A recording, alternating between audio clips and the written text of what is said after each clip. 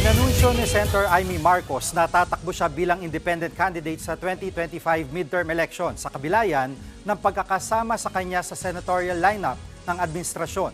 Nasa frontline ng balitang yan si Maricel Halili. Siya ay walang iba kundi ang aking kapatid, ang aking atay, si Manang Amy. Mismong si Pangulong Bongbong Marcos ang nag-anunsyo na kasama ang kapatid niyang si Senador Amy Marcos sa mga pambato sa Senado ng administrasyon. Pero tinanggihan mismo ng senadora ang alyansa. Sa kanyang Facebook post, bagamat nagpapasalamat ang senadora sa pagtatanggol sa kanya ni PBBM mula sa mga batikos, tatakbo raw siya bilang independent candidate. Minabuti kong manindigan ng mag-isa upang wag nang malagay sa alanganin ang aking ading. Para wag nang mag-alinlangan ang aking mga tunay at minamahal na kaibigan. Pinipili ko na lamang manatiling malaya at tapat, hindi sa isang grupo, kundi sa bawat Pilipino. Miyembro ng Nationalista Party si Senator Amy.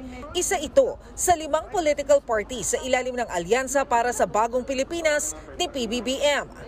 Pero kaalyansa rin ni Senador Amy ang mga Duterte na ngayon ay maingay na kritiko ng administrasyon. Sabi pa ni Vice President Sara Duterte, matagal na niyang kaibigan ng senadora. Wala namang nakikitang problema si Pangulong Marcos sa desisyon ng nakatatandang kapatid.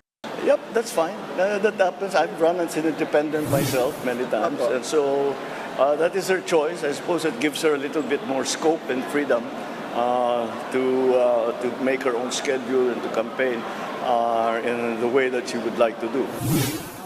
Di rin daw niya pagbabawalan ang kapatid na sumama sa kampanya. The Allianza is still behind her. We are still continuing to support her. And if down the road she chooses to join us in our campaign sorties, she is of course very welcome.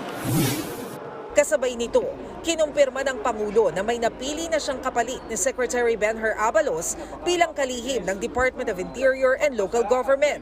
Ia-anunsya niya raw ito oras na maghainan ng kandidatura si Abalos. Pero kahit bukas pa ang simula ng filing ng Certificate of Candidacy, nagpatikim na sa mangyayaring kampanya ang administrasyon. Sa pagbisita kasi ni PBBM sa Paniki, Tarlac kanina, may ilang senatorial aspirants na siyang kasama at inendorso. Nagbabalita mula sa Frontline, Maricel Halili, News 5. Mga kapatid, Jiggy Manikad po, iba na ang may alam at may pakialam sa panahon ngayon.